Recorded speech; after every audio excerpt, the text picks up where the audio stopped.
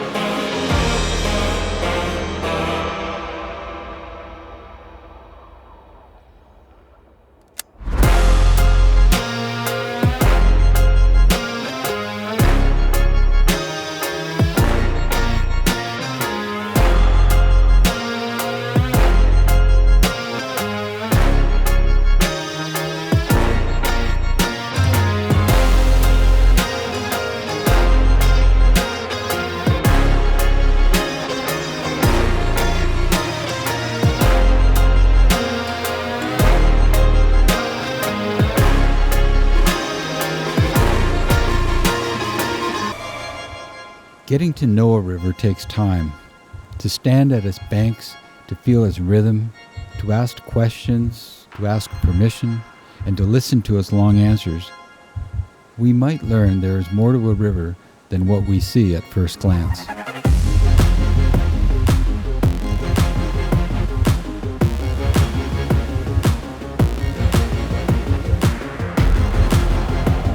To those few who stop to listen, you will learn that the silty waters of the Wabigoon flow with a particular heavy burden. The Wabigoon River is angry, and angry for a good reason.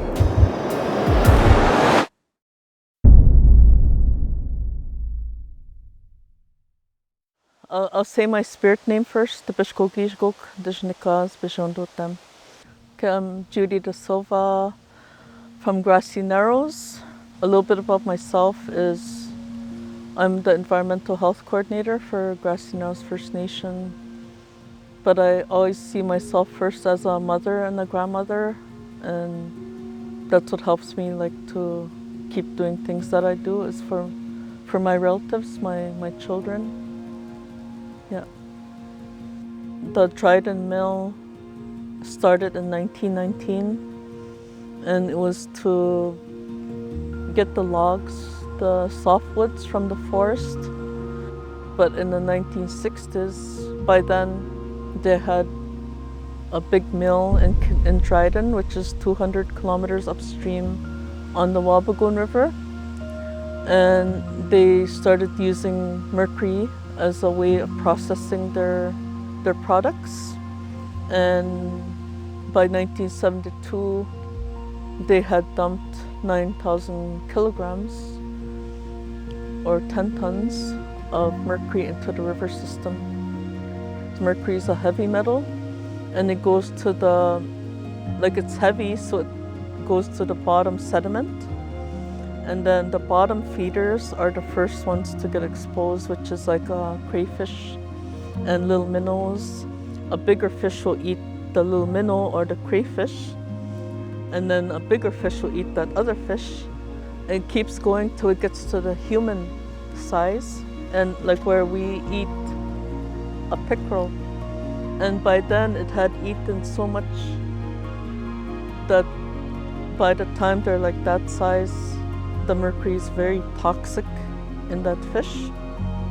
Walleye and northern are really high in mercury poisoning, so don't eat those, but we still eat them because it's our way of life, who we are. and we eat fish. And people will say, why do you keep eating contaminated fish? And I said, your Christmas turkey, you know it's full of chemicals, hormones. Will you stop eating your Christmas turkey?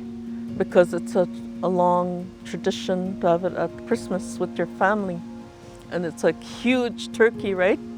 It's like a balloon. And you say, oh my God, what a beautiful turkey.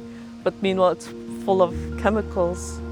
And you're cutting it and you're feeding your family. So that's the question I put back to people, like when they say, why do you keep eating contaminated fish? And it's because it's part of who we are. And you can't get poisoned by eating one fish, but you can start showing effects of the mercury poisoning if you eat fish maybe once a month for a year, for 10 years, for 20 years, 30 years, then you start showing the symptoms of the mercury. And mercury poison is a neurological toxin. So for people, maybe by the time, like say me, I'm poisoned by mercury and I could feel the signs on myself. Sometimes I have a hard time to swallow and I choke on my food.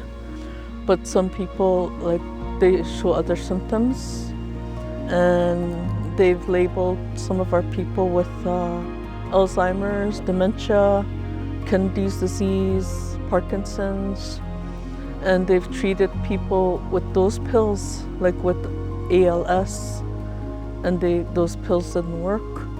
But it's because it's mercury, and you can't treat mercury.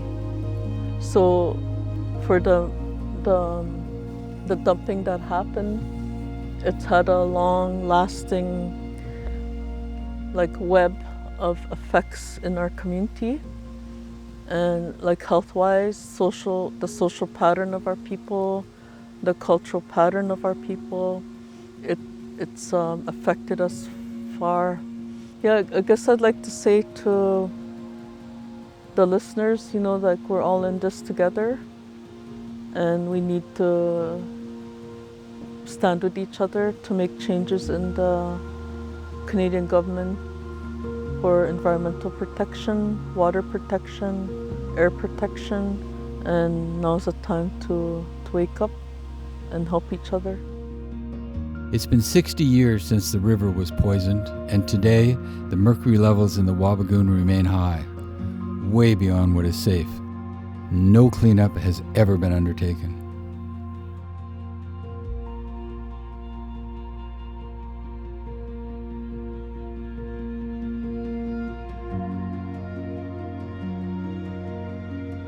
It is said that by throwing one stone into the river, you can change the nature of that river forever. If you dump 10 tons of mercury into the Wabigoon River, you not only change the nature of the river, but you also change all life downstream. In Grassy Narrows, a community of approximately 1,000 people, 3 generations have been poisoned.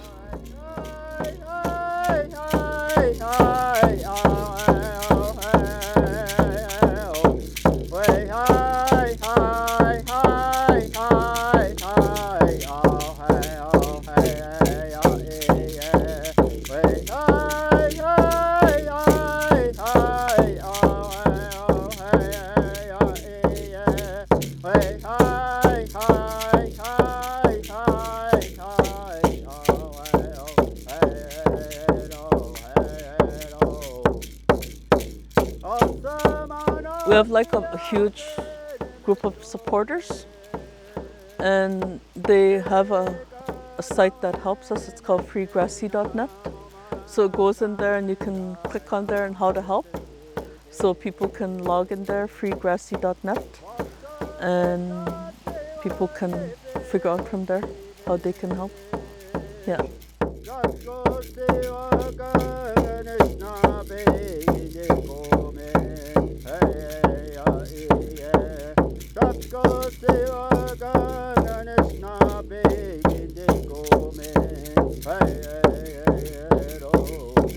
Okay, when he goes like this, it means You can tell we're amateurs. They don't have one of those. birds quiet.